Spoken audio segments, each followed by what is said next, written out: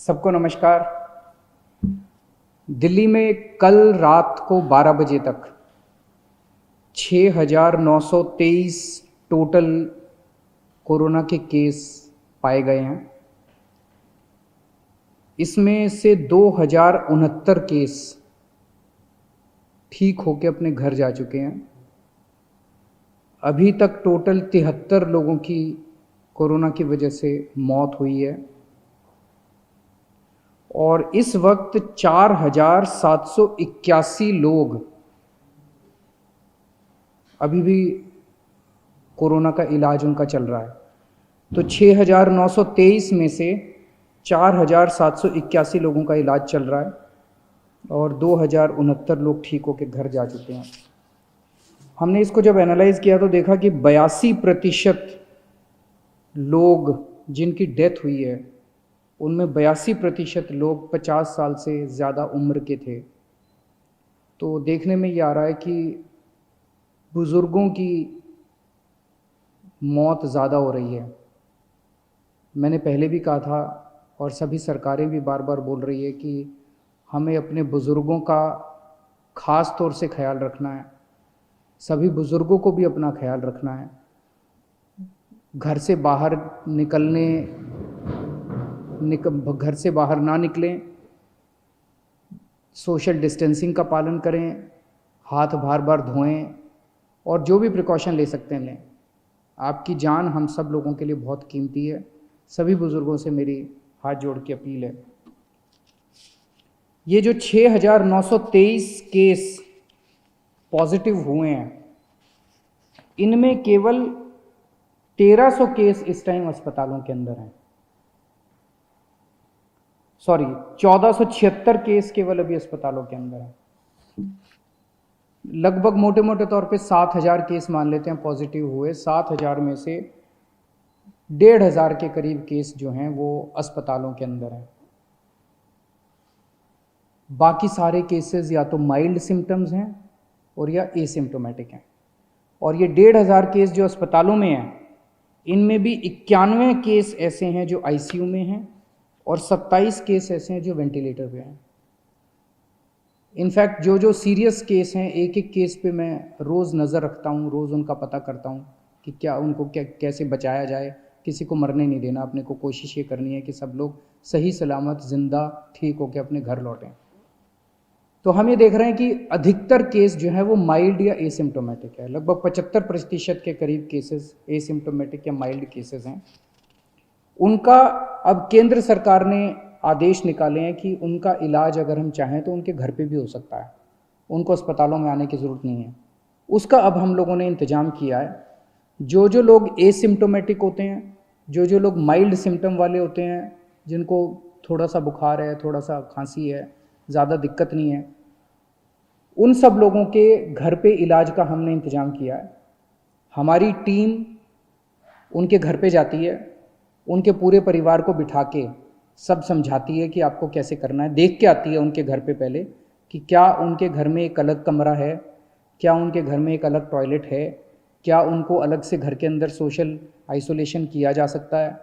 अगर उनके घर में ये सुविधाएं हैं तो फिर उस मरीज को अपने घर में ही उसका इलाज करने की इजाज़त दी जाती है। इसमें इलाज तो है ही नहीं कोरोना में, तो वो अपने घर में ही आइसोलेट हो जाते हैं।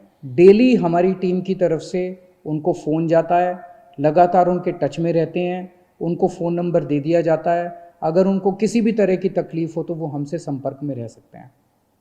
जिन लोगों के घर में ऐसे होम क्वारंटाइन करने के लिए अलग से कमरा नहीं है, उन लोगों के लिए फिर हम लोगों ने कुछ कोविड केयर सेंटर बनाए हैं, कोविड हेल्थ सेंटर बनाए हैं। वहाँ पे फिर उन लोगों को हम ले आते हैं, लेकिन और उन लोगों को वहाँ पे हम रखते हैं 13-14 दिन के लिए, जब तक वो नेगेटिव नहीं हो जाते। तो ऐसे कम लोग हैं जो कि सीरियस हैं और ऐसे बहुत कम लोग हैं जो कि जिनकी डेथ हो रही है। एम्बुलेंसेस की थोड़ी दिक्कत हो रही थी। मुझे ये बताया गया था कि कुछ लोगों को फ़ोन करने के बाद एम्बुलेंस के लिए कुछ घंटे इंतज़ार करना पड़ रहा है। कल हम लोगों ने आदेश निकाल के, सरकारी एम्बुलेंस तो थी हमारे पास, हमने कई सारी प्राइवेट अस्पतालों की एम्बुलेंस भी सरकारी सेवा में रिक्विजिशन कर ली है। इसका मतलब ये नहीं है कि वो अपने अस्पतालों के लिए काम नहीं करेगी। जो एम्बुलेंस प्राइवेट में थी और जो एम्बुलेंस प्राइवेट अस्पतालों की थी वो वहाँ काम करती रहेंगी, लेकिन अगर उनको फ़ोन जाता है और कोई ड्यूटी सरकारी दी जाती है तो उनको वो सरकारी ड्यूटी भी करनी पड़ेगी। ये आदेश निकाल दिए गए हैं। तो इससे मुझे उम्मीद है, अब कई एम्बुलेंस हो गई हैं, इससे मुझे उम्मीद है, कल काफ़ी सारी प्राइवेट एम्बुलेंसेस रिक्विजिशन की गई हैं दिल्ली के अंदर, इससे मुझे उम्मीद है कि एम्बुलेंस की दिक्कत अब ख़त्म हो जानी चाहिए। हमारे बहुत सारे ये जो कोविड की लड़ाई है, ये लड़ाई हमारे डॉक्टर्स लड़ रहे हैं, हमारे नर्सेज लड़ रहे हैं, पुलिस के लोग लड़ रहे हैं, सिविल डिफेंस वॉलंटियर्स लड़ रहे हैं, हमारे बहुत सारे टीचर्स हैं जो लगे हुए हैं, हमारे बहुत सारे आंगनवाड़ी वाले, आशा वर्कर्स हैं, बहुत सारे और बहुत सारे लोग हैं जो फ्रंट लाइन पे लड़ रहे हैं और वो अपनी एक तरह से मेहनत कर रहे हैं, जान जोखिम में डाल रहे हैं। हमारा फ़र्ज़ बनता है कि इनके लिए हम जो कुछ कर सकते हैं करें, और अभी तक कर भी रहे हैं हम लोग। दिल्ली सरकार उसके बारे में बहुत संवेदनशील है और समय समय पे जो भी हो सकता है हम करते हैं। कल हमने आदेश निकाला था कि हमारा Rajiv Gandhi super speciality hospital, जिसको कोविड हॉस्पिटल हमने डिक्लेयर किया है, उसके साथ हम लोगों ने 2-3 5 स्टार होटल्स अटैच कर दिए हैं। एक तरह से वो होटल्स भी अस्पताल का हिस्सा बन गए हैं, अस्पताल ने अपनी फैसिलिटीज़ उधर कर दी है। तो अगर कोई भी कोविड वॉरियर, कोई डॉक्टर, कोई नर्स, कोई टीचर, कोई सिविल डिफेंस वॉलंटियर, इस किस्म के हमारे लोग, अगर कोई भी कोविड वॉरियर बीमार पड़ता है, कोविड हो जाता है उसको, तो उसका इलाज करने के लिए हमने अच्छी व्यवस्था करने के लिए 5 स्टार होटल्स में उसकी व्यवस्था की है। बताइए क्या गलत किया?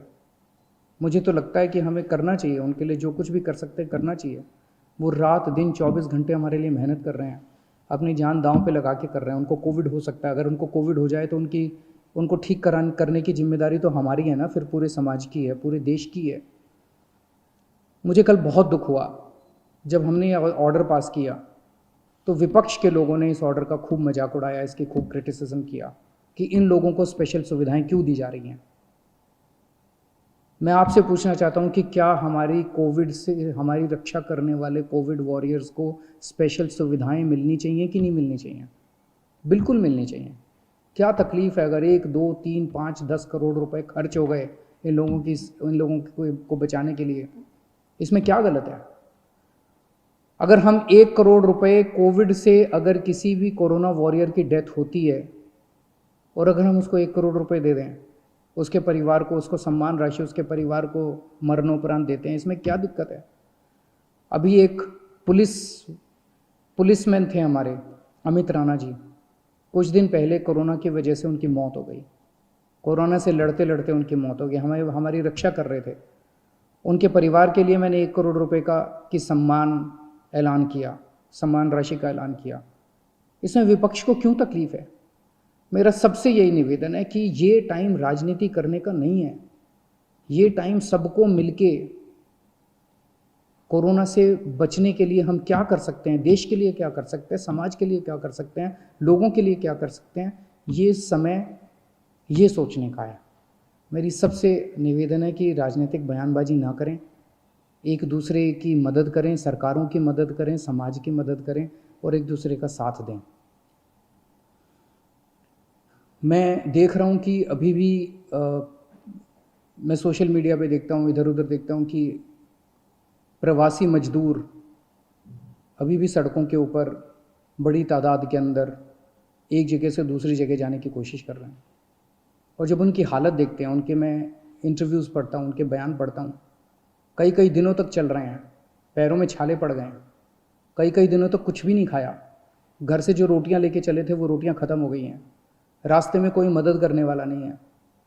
कई लोगों ने अपने कंधे के ऊपर अपने बच्चों को बिठाया होता है। एक आदमी देखा जो अपनी बूढ़ी माँ को अपने गोद में लेके पता नहीं कितने किलोमीटर चल चुका था। बहुत तकलीफ होती है। ऐसे लगता है जैसे पूरा का पूरा सिस्टम फेल हो गया, ऐसे लगता है कि हम सारी सरकारें जैसे फेल हो गई हैं। मेरी सब लोगों से निवेदन है, दिल्ली के रहने वाले सब लोगों से निवेदन है कि आपको बिल्कुल चिंता करने की ज़रूरत नहीं है। जो लोग दिल्ली में दूसरे राज्यों के ऐसे हैं जो फंसे हुए हैं और जो जाना चाहते हैं, हम उनका इंतज़ाम कर रहे हैं। अभी तक हमने आपके खाने और रहने का इंतज़ाम किया हुआ था। मेरी आपसे निवेदन है, पहला निवेदन तो यह, दिल्ली छोड़ के मत जाइए। बहुत जल्दी ये लॉकडाउन अंतहीन तो होगा नहीं, कभी ना कभी तो खुलेगा, जल्दी खुलेगा, सबको नौकरियां भी मिलेंगी, आपको भी नौकरी मिलेगी, सबको काम मिलेगा, सबको मजूरी मिलेगी। लेकिन अगर कोई फंसे हुए हैं और जाना ही चाहते हैं, हम आपके लिए ट्रेन का इंतज़ाम कर रहे हैं। एक ट्रेन मध्य प्रदेश जा चुकी है, एक ट्रेन हमने बिहार भेजी, अभी और ट्रेन का इंतज़ाम कर रहे हैं। केंद्र सरकार से भी बात कर रहे हैं, दूसरे राज्यों की सरकारों से भी बात कर रहे हैं। थोड़े दिन इंतज़ाम कीजिए, लेकिन घर से ऐसे पैदल मत निकलिए, ये आपके लिए सुरक्षित नहीं है। कुछ लोगों की ट्रेन से कुचल के मौत हो गई, कुछ लोगों की सड़क हादसे में मौत हो गई, और इतने इतने दिन पैदल चलना बिना खाए पिए, ये भी सही नहीं है। हम आपकी जिम्मेदारी लेते हैं, प्लीज़ आप इस तरह से मत निकलिए। हम आपके लिए इंतज़ाम कर रहे हैं, हम हैं आपका ख्याल रखने के लिए, विश्वास कीजिए। धन्यवाद।